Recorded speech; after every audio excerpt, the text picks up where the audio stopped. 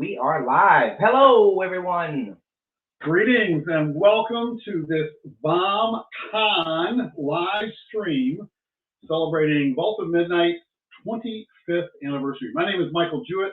I'm a jazz radio guy for 89.1 WEMU during the day, but on the weekend, and especially on Wednesday night, I'm a comic devouring fan, thanks in no small part to these guys, Curtis Sullivan and Steve Fodale of Vault of Midnight. Congratulations, gentlemen, and on behalf of comic-loving folks, Ann Arbor, Detroit, Grand Rapids, and the world, thank you for a quarter century of dedication and great comics. So happy 25th anniversary! Thank you so much. Thanks, man. Yeah, thanks for being here. Thanks for talking with us today, man, and being part of it. My pleasure. And you know, I'm a fan and a customer, and so it's really a treat to be here.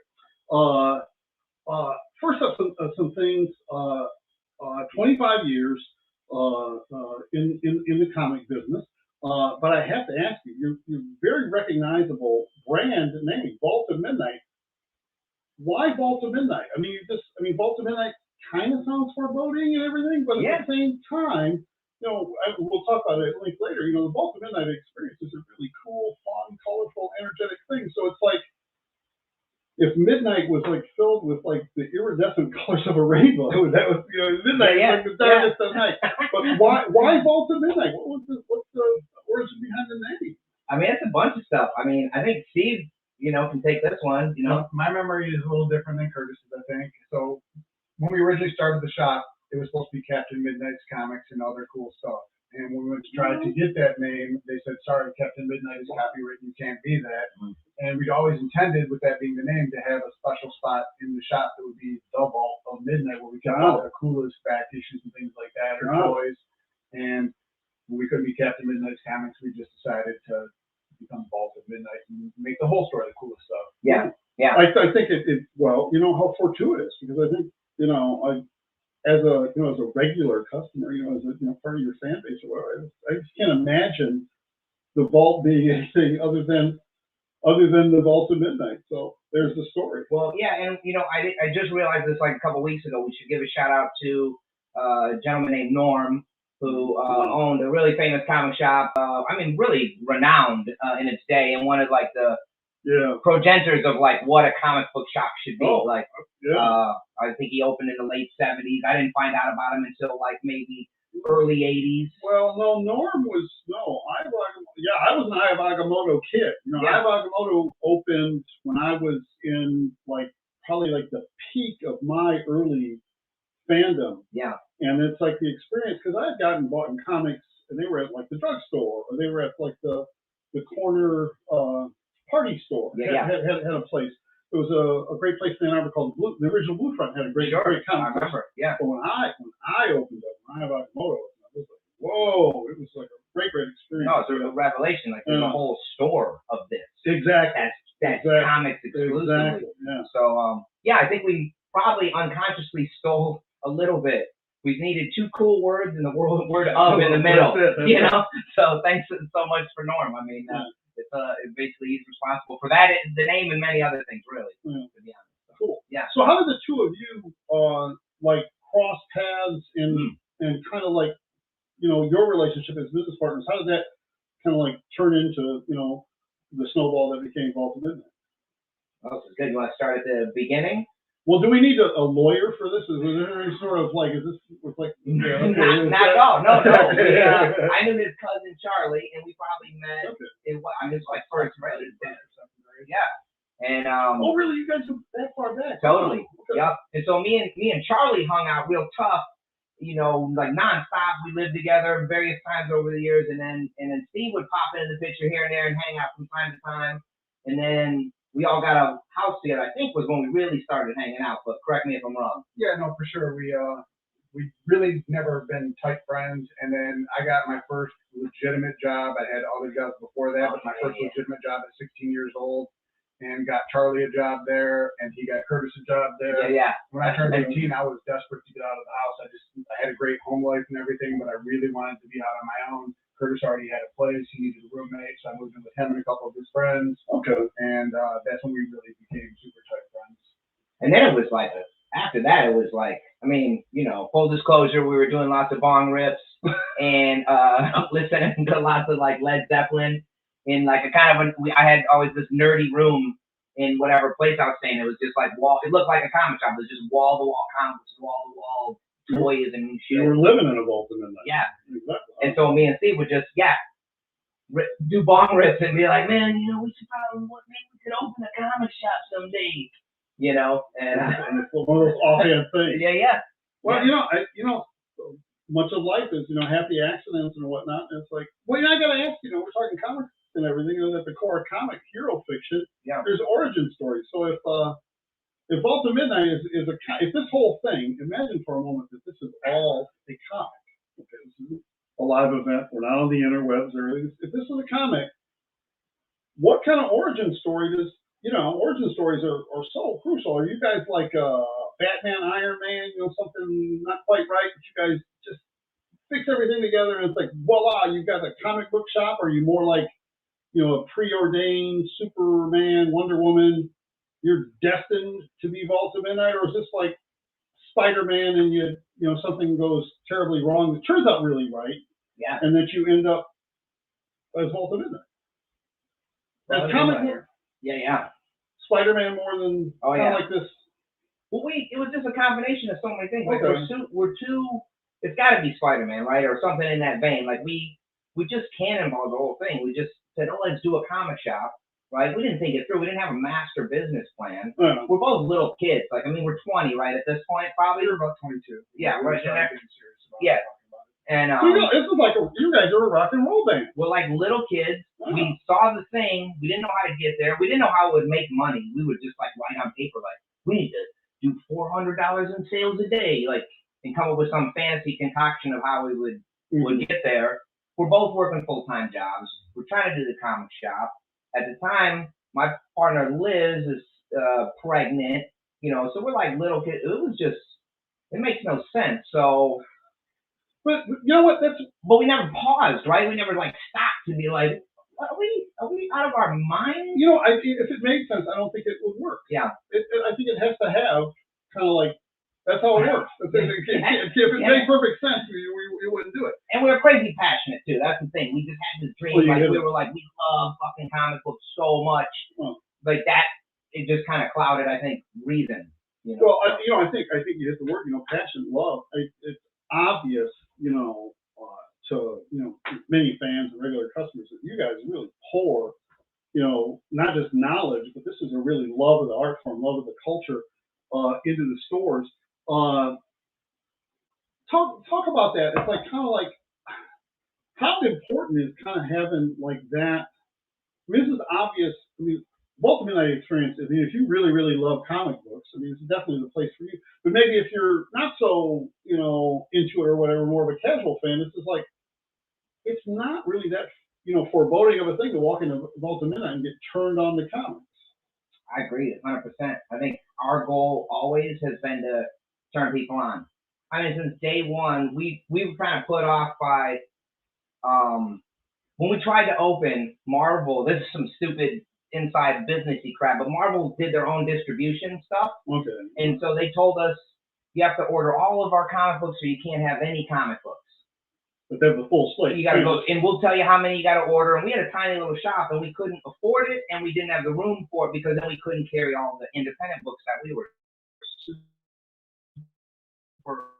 in comic. We were crazy for Spawn. We basically opened Spawn, came out with oh shit, and it kind of got us really fired up, and so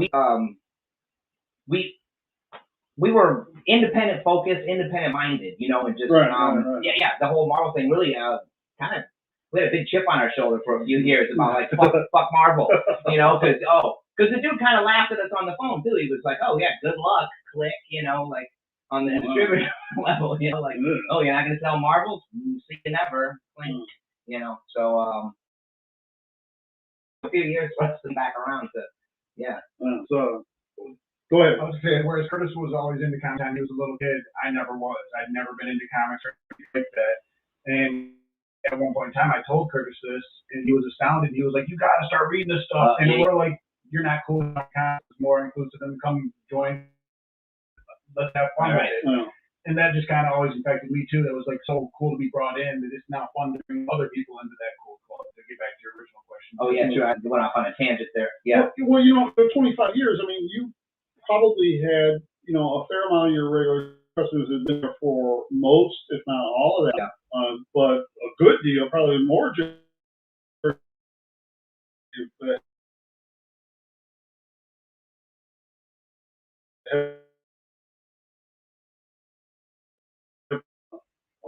My wife gifted me something from Vault to Midnight, and I just wait a minute. This wasn't these comic books now aren't like the comic books I was reading in 1974. What's going on? All of a sudden, I walk into the store and it's like, you got to tell me what happened in comic books between 1975 and 2006.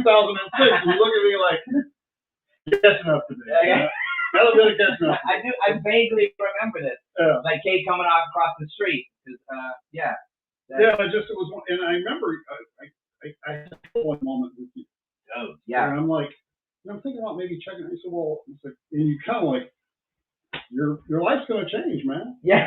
your life is going to change in weird and marvelous ways. And it's like all of a sudden I open up this thing, and whoa! It's like I discovered I was late held the party because of Vault to Midnight. So, and that's cool that you say when you say late to the party. That's the other thing that we're always about too, is like you're never too late, because it's so intimidating, right? Like you had a little bit of history of comics, you had read comics, so it's a little bit, but the amount of folks that we would have come through the door and just be like, they don't even know they never read a comic, they have no connection to it, they have from being a kid, and it's like another universe. And our dream is to hand that person too, in addition to getting folks who used to love it, back.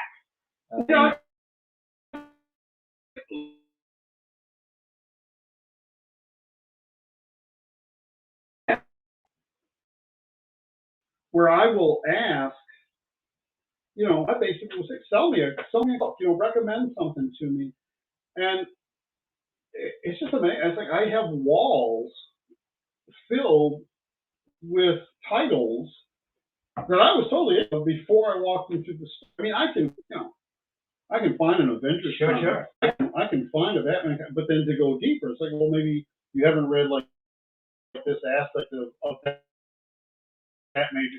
But then there's that whole other, well, not that whole. There are all those other realms of the comic, and let's just get into this now about the comic culture, the graphic novel culture,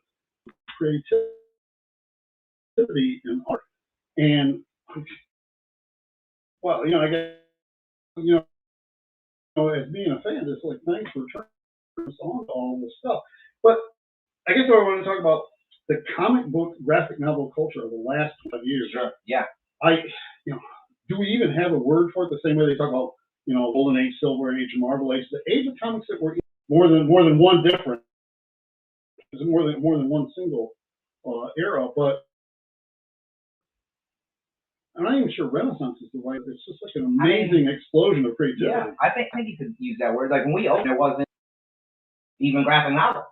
They didn't really exist. There might have been like a handful over the years, but we had no graphic novel section.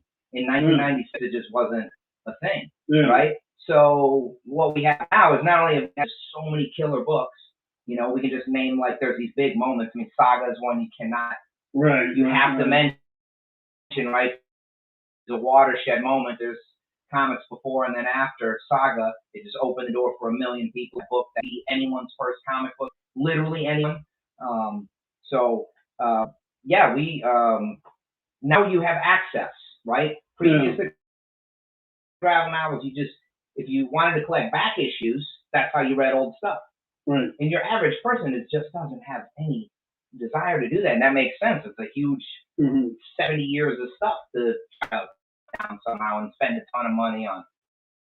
Now if you walk into Vault to Midnight right now, you can get Amazing Fantasy 15 in a graphic novel. Yeah. You can get all the modern stuff that kicks ass, all the modern powers, and then you can just go all the way back to the whole history of comic books.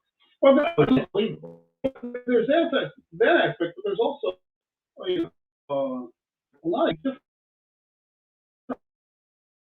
lines that expanded what people.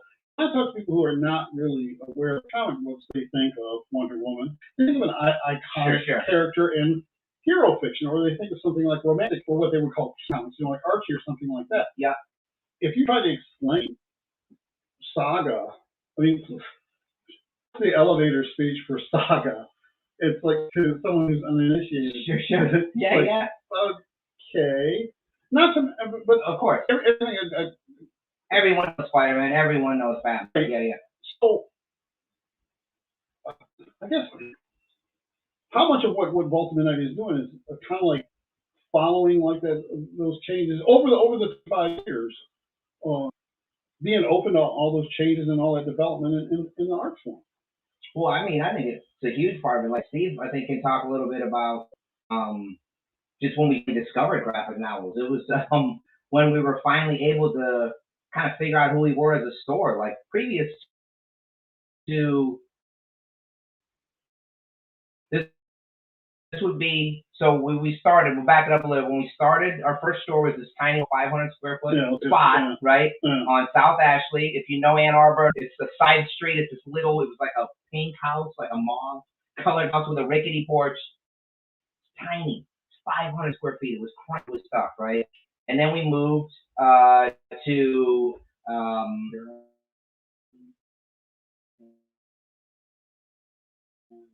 Huron and 4th Ave, which we like to lovingly call Rick of Ann Arbor. So we moved from one terrible location to another.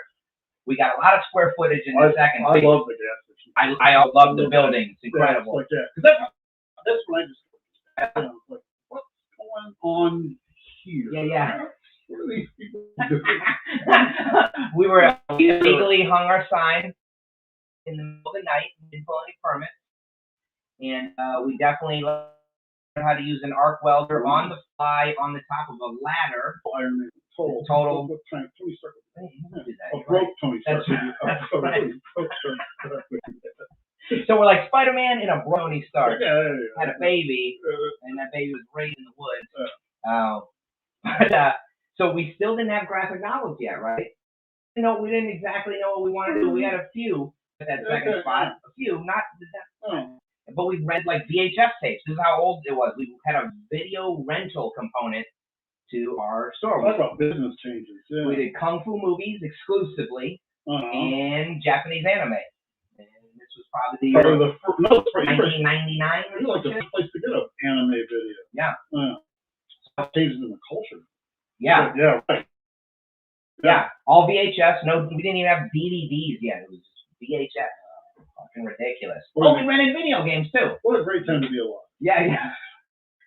Fantastic time to be alive. If anybody has a Vault of Midnight video rental card out there still from that location, send us a pic or something. We want one. Yeah, please. We got a little laminator machine. It was one of the most exciting moments of all. We would print out their card and we would laminate it and give it to them. Did the Stone Street location have it wasn't 2 stories. It was. It had a mezzanine. That's right. Yeah. It had a beautiful mezzanine. That was the cool thing about it. That was filled with back issues. Back issue mezzanine. Yeah. It was incredible. Yeah. It was a great spot. This is what that was only in there maybe a few times. And this is in the dark ages of my life when I wasn't reading comics. Yeah. So from the mid '70s to like 2000 and whatever. We don't say it's too much information. But anyway, I wasn't really. But I remember you were there and just, hey, what's going on? I'm just checking out. I remember walking through my history. Yeah. Look, call the cops. Cannot believe it. Yeah. It was cool. Yeah. So I know it's a haunted gas station and whatnot, but it's still. No, it's an amazing building. It was just a very bad location. Yeah. You're on Liberty for a while, and this is the underworld. You're in what do you call a space like that? At street level, you have to walk down to get into the building. People always wanted to call it the basement, but we try to get classy. We would be like, what we call the I remember we had a name for it. We'd be like, you're in the basement. You're in the basement. Lower level. That's lower level. Lower level. Yeah, lower level. So the early locations all last about 2 or 3 years, maybe a little longer than that before moving to Main Street when you're on there for basically about 15 years now. Well, But the let me lower say it level location had like, well, you're starting to get a little glossy now. You're getting fancy now. You walk in, it's a little, you're more polished. You're more. Yep. We got rid of the video rental and video games. Should we have a moment of silence Yep. for that? I still have all the movies down in my basement on VHS, and I'll never let them go. So I know. You know, when this is over, we could open up like a little side thing, like old school, like a net club membership. You're like doing rent to experience it. We got the best shit, all subtitles on VHS. But this is where we found out. Yo, man, you want to rent? I got the Johnny Yen, that good shit. I got Jet Li when he's 9 years old. This is where we made maybe money for the first time. We've been selling a lot of video games. We both like video games a lot, but we were buying them $45 a video game that we could then sell for $50 a video game, which just makes no sense. Right? We're putting a lot of money on the shelf.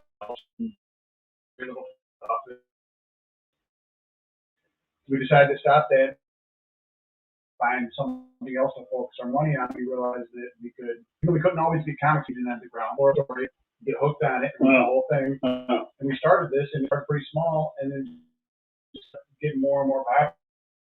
Just kept building it, and that's when we actually started finally turning a bit of a profit. Well, it was like stuff like Kite. Mm-hmm. We love Preacher, but then you get to like issue 30, and we try to turn people onto it, but you didn't get it.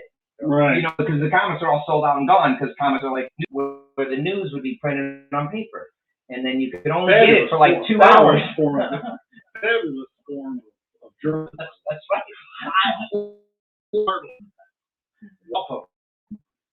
NYT. Check it out. Newspapers. I'm a big fan of that form too. For sure.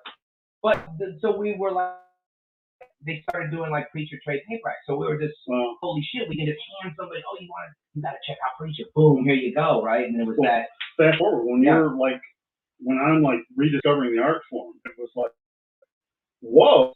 You know, I have to catch up on comics from like basically the 80s to the 2000s. And I'm like, well, let's just buy this run. And that one. In trades? Or get it in trade, yeah. And I'm just like, and it's like, and then make it through that one, make it through that one. And this is like the big, kind of like my rebirth or whatever. Yeah. But that format was just huge. So this is like, well, if I'm doing the time right, so this is like the early 2000s, we're starting to get more of this going on. And starting to figure it out, starting to be a little more businessy. Yeah. Probably around this time we moved from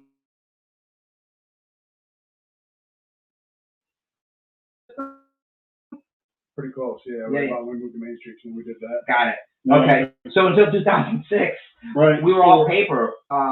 We did everybody's subscription on we had these numbered sheets. Everything was on paper, all up here. Well, mostly up there, but it's like the numbers. This is like the lottery, street lottery in the hood. Like, you write it down. We don't forget. No. The numbers are set. We know what we want. These are the guys. If you want the comics, they got the hook. They write it down. They keep it up here. That's right. Curtis and Steve. They're old school.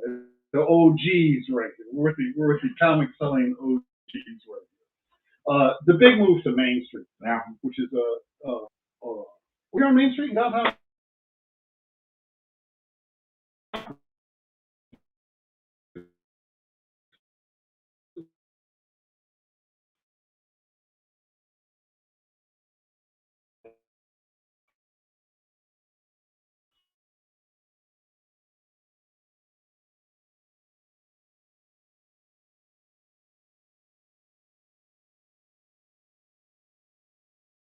A big jump for us.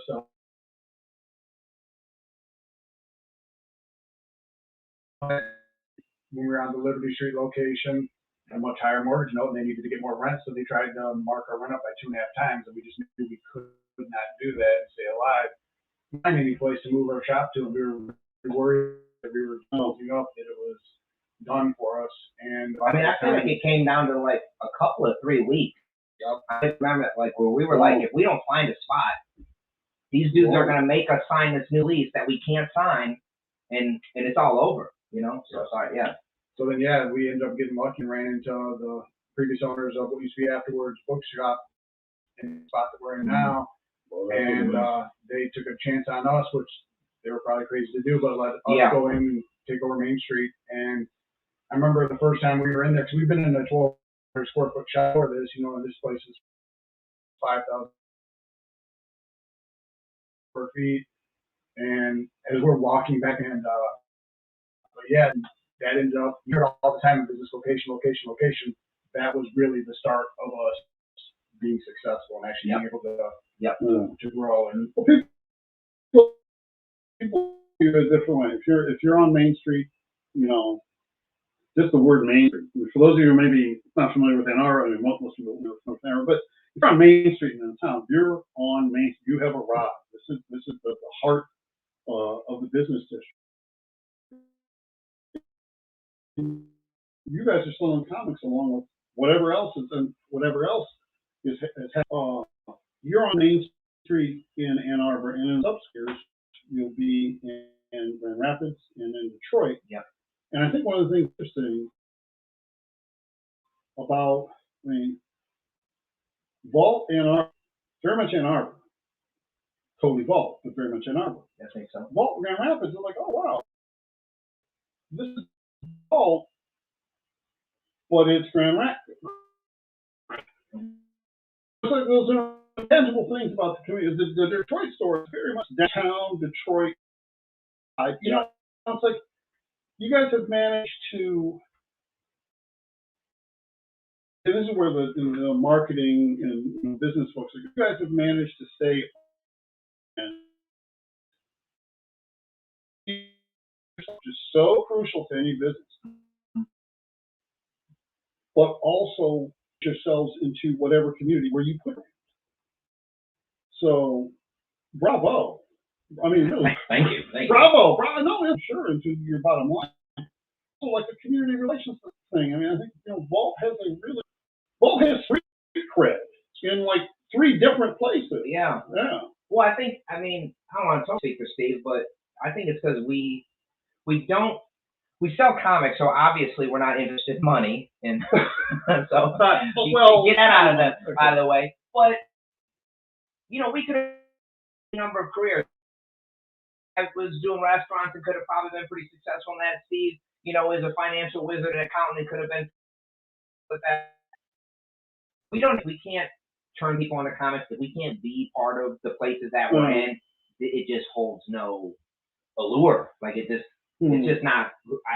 It would be meaningless to do what we did if we couldn't, you know, be in these communities the way we are. And we haven't really said this out loud yet, but throughout the entire history of the Vault, we've had amazing people work with us and contribute. Just intangible things. I mean, some things tangible, of course, but just part of every person who's passed through Vault to Midnight as an employee, as a manager, as a whatever capacity, as a graphic designer, you know, Jeremy Wheeler, who I got a shout out, you know, did our logo years ago. He's an Ann Arbor just icon himself.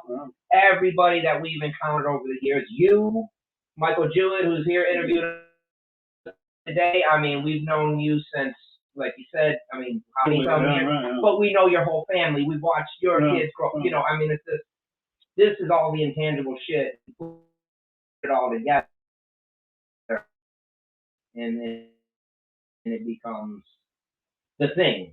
You know, things have for us. I know, Stephen, I'm just speaking for you the whole time here. Would just not want to do this though, right? I mean, you need some fulfillment, and that comes from that stuff, right? So it's so important. So, I don't know. No, you definitely nailed it. But I think a big part of the success of Vault over the years too, just to give him a shout out, is the aesthetics, and all of that has come from Curtis. He's been very into, you know, the look of the shop and how it goes, and all the things you're talking about, where it fits into the city. But you know, the thing about aesthetics and the shopping experience of Vault, and again, you know, the 3 locations are all Vault, but they all have their own thing. going to Vault, it's a really, I mean, it's a fun place to be. It's a fun, exciting place to be. And it's a welcoming place to be. It's like, I think, comic shops may have a reputation, and maybe they deserve one, of being a little too nerdy for their own good, and maybe not so welcoming to everyone. It's like, comic shops that have a bad reputation are usually ones, they've earned that because it's kind of like an us against them attitude, or just kind of like this exclusionary thing where it's not. But Vault has always been this great, fun place to be. You can be in the grandpa demographic like me. Give a shout out to the grandpa demographic. Yeah, another comic loving grandpa. Somebody in the comments just gave a shout out to the grandmother. The grandma of the world. I saw a grandma, and I know she's a grandma because she's maybe 5 or 6 years older than me, reading Hellboy outside, reading the Hellboy that I was about to buy. It's like one of the great shopping moments. Oh, a kindred spirit. Yeah, it's so good. Yeah. It's so good. But have like this. You have like this really diverse by age, by background, by gender. Where you go, it's a great place for family. If you can go on a Vault date, I'm sure there are people out there dating. Respect to you out there dating. But this is the cool place. You can do it. You can do it. It gets better. Are we doing any dating advice? Well, no, zero. But I think, zero. I think take to the Vault. We've had weddings at the Vault. We've had people meet and get married through the Vault over the many years. I think the point that you're driving at is, young nerd in school, I had to hide my D&D books. They would slap my comic books out of my hand. Right, okay, So I think some people internalize, follow the nerdy ways,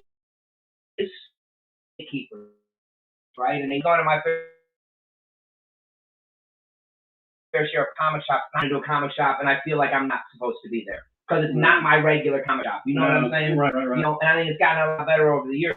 But like, then you just extrapolate on that, like young kids, girls, anybody who's not Caucasian, anybody who's not a regular at that shop, do they feel well? I mean, that's everybody. Everybody. Comic books need to get out there. They're effing fantastic, and so kind of keep them to ourselves. Never like the thing. Yeah, that just an inclusive vibe is so great. I mean, Vault is still like this magical. It's multiverse now. There's not just one realm. Like all these realms of comic book culture, graphic comics, hero fiction, all this stuff. It's all cool stuff about the art. It's great, but it's all really, really accessible and open. And not, I don't think that more casual customers find that foreboding. They think it's actually kind of, there's some allure involved. It's like a cool place. It's not like a place you see. There are 3 Vault locations now. There's a Vault, online and everything, but you get like a really, really unique experience. It's really, really fun and a cool thing. You get that lift every time. Sure. And maybe whereas, I think that's something we try to create. And probably just again shout out everybody who works at a Vault of Midnight, right? Because we try to hire a workforce as best we can to represent, I think, to steal this from Marvel, like the world outside our window. Like we want to reflect the world we live in. We want the books that we carry to reflect that world. We want people to see themselves in that work there. We want them to see themselves in the books that we carry. I mean, that's just, so like you said, that inclusion is so crucial. Yeah. So, Stephen, you both mentioned this earlier. So over 25, some ups, downs, ins and outs, and what do you see are some of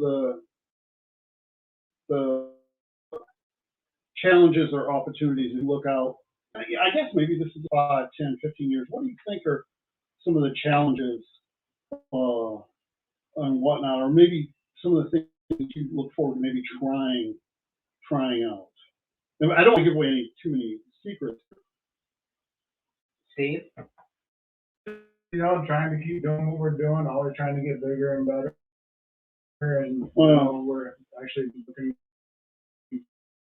got some exciting things coming up in Detroit. Okay, so stay tuned, Detroit oriented for that.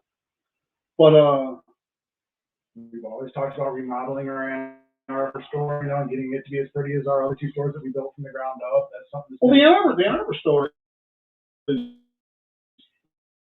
that's still original. You got original stuff. That's like, it's like those are the original shelves and everything. Oh yeah, there's probably 4 or 5 different stores worth of shelves Frankenstein together into that spot. No change. No. We hear that a lot.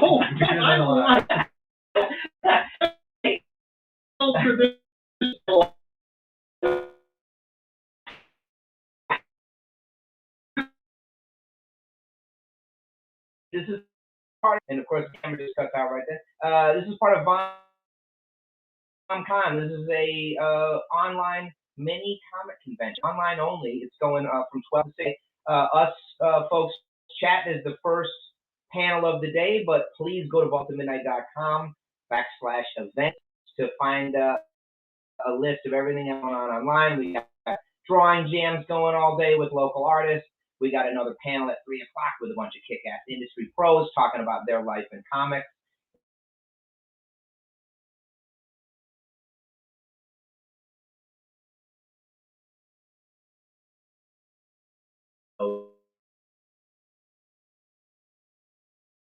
For the rest of it, we got another 20 minutes or so, but yeah, check out the rest. There you go. Yeah, right there. VomCon. Okay, Vault of Midnight Convention. Comic culture again. I mean, it's like, you know, I'm talking about 25 years ago. It's like a certain aspect of comic culture has certainly taken over the culture. It's large. Oh yes, you know, right. With the birth of screening, of course, the success of comic inspired movies and everything. How do you think? Well, in general, how do you think the comic book store, the brick and mortar store industry in general, has fit into all of this, and how has that maybe impacted Vault of Midnight? Because it's not. Well, I open-ended question. How does Marvel Cinematic Universe, Netflix, whatever, all this stuff that's out there that the comic geeks, we took over the industry. I mean, there's some complexity in there and everything. Like maybe not all the creatives in the industry are really reaping the award of that. It's true. Which is a whole nother. Yeah, I would love to talk about that. Maybe not here is the right venue.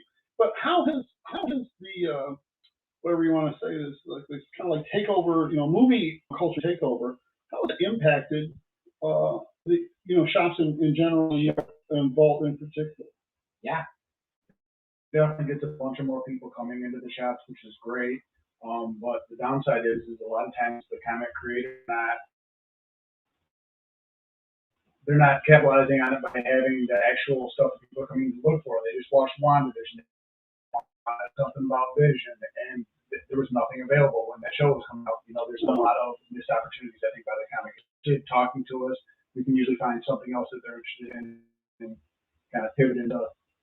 The fact that bringing them through the doors is something amazing too. Generally helpful. Yes. Okay. Yes. Overall, I think it's great that almost everything you may pick a TV show or a movie, whether you know it or not, it's probably based on a comic book. Right. Superheroes, irregardless. Right. You got other stuff going on too. Yeah. So, stuff like Magic Wars getting ready to come out on Netflix. Right. And tons of others, but. Yeah, I think to Steve's point, though, and the folks coming in for asking these books go back into what we were talking about earlier. It's not your atypical comic reader. It's first-timers. Yeah. Like, they see Loki, they see WandaVision, and they're like, that was the shit. Mm-hmm. Where's more? This is my first, foray into this world, and they boom to a comic store, to get more. Like, it is definitely creating readers. Which is a good thing. Creating readers is, it's incredible. Yeah. my feeling about the thing, it's like, and I love a lot of it, like a lot of it. A movie, comic book or otherwise, it's something that's on a screen and it explodes. Yeah, yeah. And I love that experience. I'm a big fan of cinema. I love movies, comics and otherwise. But to me, the graphic art of comics is something that explodes in your mind, which is something that it's a wholly different kind of immersion. Yeah. In an odd way, they're kind of separate. And maybe this is just like a function of being an older fan or whatnot, but I love my Marvel movies and everything, but I'm sorry, they're just never going to be as dynamic as like the Jack Kirby Fantastic Four. If you're of a certain age, sure. Those comics were like, they just exploded in your mind. You're looking at the page, and it's like this explosion of Kirby. It's like, how is doing this? And it's like you can't get it anywhere else. You can't get that exact version of it. There's no way to. All intricacies and everything. If you study it, and I read those comics like 20 times. It's like to this day I know details and panels. Like, and comics now are just like talk about the then and now. It's like what were comics like in the 90s, which is like I remember before we went on the stream. It's like maybe not really like the. Well, y'all were nuts to start a comic book store in the 90s. Oh yeah, it's like maybe not a great time for the comics. The worst time, yeah. I mean, I think energy-wise, it's the best time. There was this young energy to comics, and specifically Image Comics, and the creation of that company. There was an energy there. Like Steve and I both felt it. I mean, it was the thing. Maybe they weren't as good as when we look back at them, we're like, yeah, but that's not the important thing, right? It's the energy. It's these young dudes, the Farley's, the Rob Lightfields, the Mark, all those dudes who created Image Comics, Jim Lee, all those dudes, they loved it, and you could feel it on the page. Whether they, bumbled it and the storytelling wasn't as good as you wanted it to be, or some of the drawing wasn't anatomically correct. It's fun to pick that apart. I'll pick apart a Rob Liefeld drawing with whoever wants to do it, but man, it got everybody fired up. I mean, the energy was real, it was powerful. Yes, and you can still feel it to this day when you look back at the book. You're like, oh yeah, that's why. You look at the cover of Spawn, and I don't know, I hope you get it, because it's like, oh shit, they're powerful. They have energy, like kind of like what you're saying about Jack Kirby, like for whatever it is, they're still images, but they move and they have energy. Yeah, and as much as I love, what the comic culture is doing in the movies and whatever, small screens or Disney Plus, the whole Netflix shows and everything. You know what? I was a comic fan, and they just feel it's a totally different thing. Well, we both just watched Invincible, right? You watched the Invincible cartoon on Amazon. It's incredible, right? Everybody watching this, I'm sure, has seen Invincible. They nailed the cartoon. It's incredible. They did a great job. Yeah. Comic book blows it out of the water. I didn't read it. If you watch Invincible and you haven't read the comic, go read the comic immediately, if not sooner, and you will see. Like, I think this is no jab at the cartoon. I think they did a killer job. It's fantastic. I enjoyed it. It's never going to be as good as source material. Well, that's it. Yeah, go on. Yeah. Well, because there's some things that just aren't probably going to make that jump ever to the big screen. I know you and I are both big fans of Bitter Root, the comic book that we'll probably never see any kind of a. Well, it just got signed. Well, Ryan Coogler's production company is producing it. I forget who they got to direct it, but they're going to do it. And if we're going to take comic-based material and put them on a screen, I prefer them to be on a smaller screen where they take more time to tell the story. As much as I love the movies, I still want to see more of the story. But yeah, and then again, it's like I just don't think there's just nothing like Bitter Root anywhere else in the culture.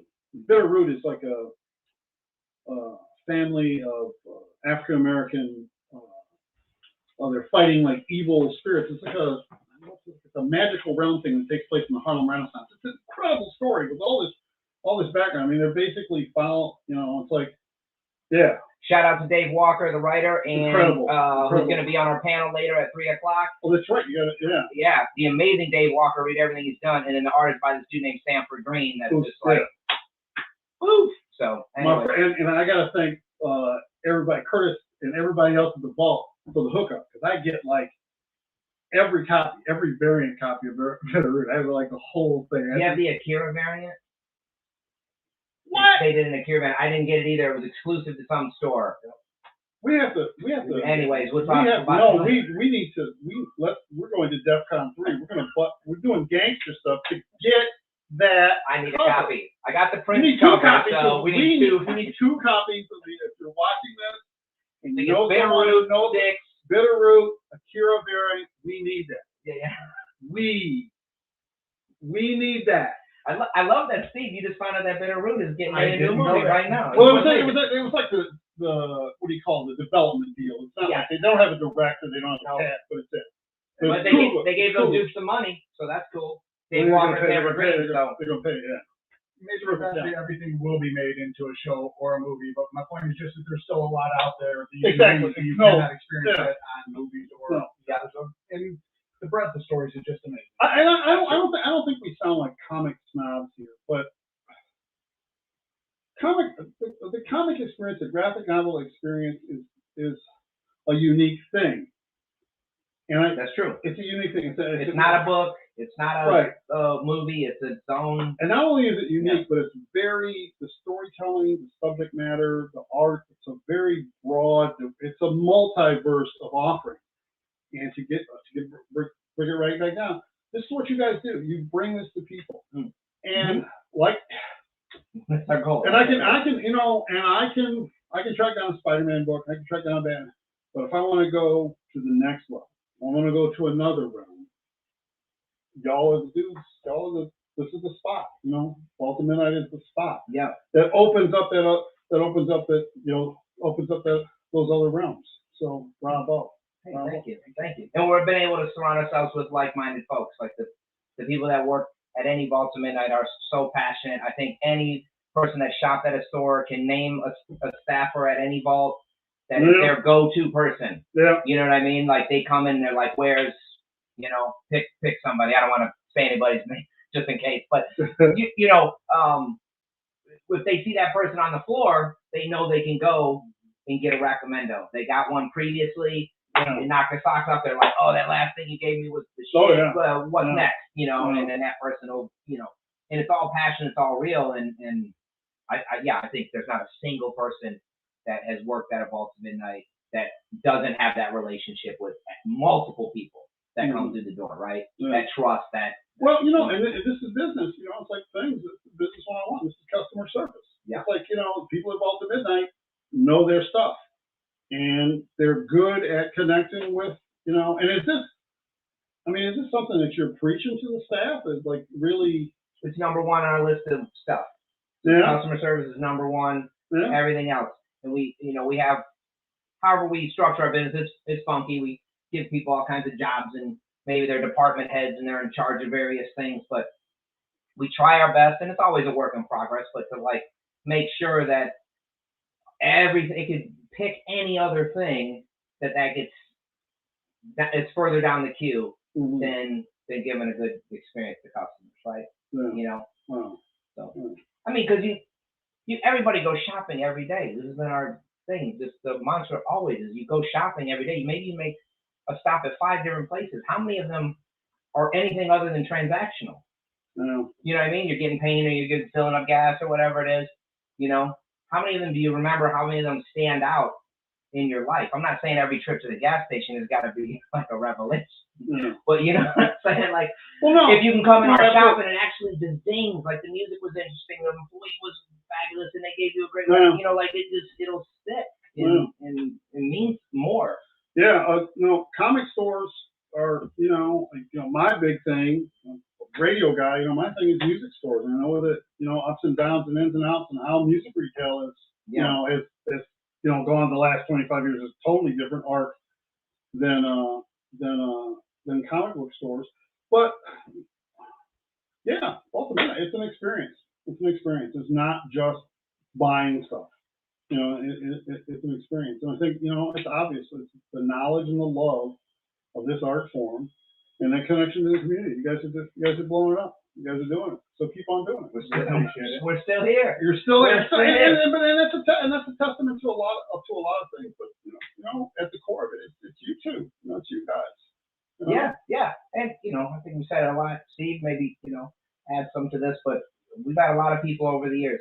I mean, when we got started, we had zero money. I don't think we could even get our first bank loan until when? Even when we moved into Main Street, we had 10 years of actually showing a profit, never had a down month. The banks still were like, you know, sorry, what do you have that we can take if you fail on this loan, and wouldn't give us loans. Yeah, microloans didn't exist. Like, we couldn't get any money. So we had people who would, you know, a friend's mom would be like, here's $1,000 you guys, you know, and say, pay it back when you can. This kind of stuff, you know. That's how business makes it. Yeah. Or doesn't. Yeah. Yeah. Yeah, it was wild. So, I mean, yeah, I like to think that Steve and I did it all. We're two Conans. We crawled from Samaria as babes, fighting wolves with our bare hands. That's the origin story. Across the ragged rock. By Chrome. That's right, by Crom, our God who ignores our every cry. And then we did it all ourselves in furry underpants. And but no, that's not true. It's literally it works for me. A billion people. Like my wife, you know, when we opened, was 9 months pregnant the day we opened. It was and we had a 3-year-old. You know, so I mean, we're just crazy weirdos. So without Liz working midnights and then taking the kids during the day, and then me coming home from work and taking the kids while she worked midnight, you know, we all lived at Steve's house. Oh, you gotta tell this. This is a good one. So when we opened the vault, we all lived with Steve. I had a 600 square foot 1-bedroom house, and we were still very young in the company and not making money off it. We didn't make money for the first decade of it. And so yeah, him and his wife and 2 kids moved into my 1-bedroom 600 square foot house to live with me. Fun. So we could make that work, and it worked. You know, we had some great times during it too. We do. That's it. We feasted like kings. We played a lot of video games. A lot of love to be able to do that. Man. Oh, it was no, for sure. No, I'm serious. Like at the time, it didn't seem like much, but when you think back on it, you're like, holy fuck, well, I couldn't live with anybody in 600 square feet. You know, so Well, we worked all the time, so we weren't home very often. Just So it helped out. when you work 16 hours a day, that helps. This is this all went into it. You know, this is what happened. Yeah. Well, hey, VomCon, VomCon, happening today, celebrating 25 years, fall to midnight, in Ann Arbor, in Grand Rapids, in Detroit. Yeah. We got some exciting news about Detroit coming up next couple of weeks. We should look for that. Yeah. A special announcement on that front. Next panel coming up, 1:45. They're gonna announce the cosplay stuff. Okay. And then our industry panels at 3:00, and we got some great folks on there. And again, it's just kind of like them talking. It's called My Life in Comics is the name of the panel, and it's just different folks from different aspects of the industry talking about what broke them in, you know, their big projects, things coming up, all that kind of stuff. So that's going to be a good one. And all day we're doing a drawing jam. So head to vaultofmidnight.com/events to jump on, get all the details and jump in our Discord channel, and do some drawings with some great local artists, and then trivia at 5:00 with Caleb Wimbro, the boy genius.